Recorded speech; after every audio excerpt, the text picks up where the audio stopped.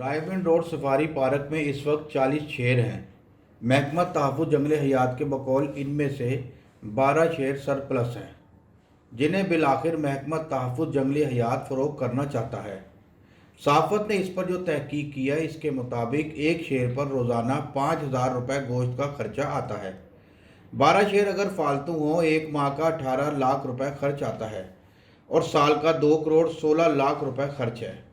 سوال یہ ہے کہ محکمہ تحفظ جنگلی حیات یہ اضافی رقم کیوں خرچ کر رہا ہے؟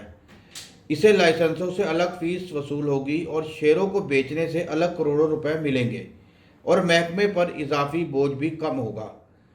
مجھے نہیں معلوم کہ محکمے کے افسران واقعی ان شیروں کو بیچنا بھی چاہتے ہیں یا نہیں۔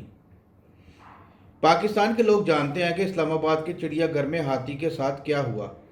اس میں ایک بڑا دخل ہاتھی کی خوراک کو تھا، جو مطلوبہ عملہ کسی نہ کسی طرح اس کے کھانے میں خود بد کر لیتا تھا۔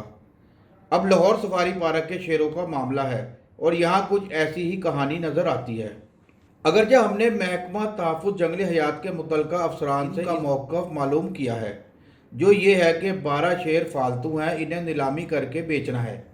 خدا جانے محکمہ تحفظ جنگل حیات کو ابھی کتنا بوجھ اٹھانا ہے۔ ہمیں یہ بھی نہیں معلوم کہ محکمہ کون کون سے جانور افزائش کر کے اور انہیں بیچ کر کیا کما سکتا ہے۔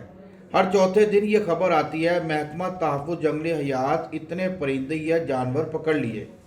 سوال یہ ہے کہ خبر تو یہ بنتی ہے کہ محکمے کے ملازمین کی ملی بھگت سے اتنے جانور یا پرندے پکڑے گئے ہیں جو چوری ہو رہے تھے۔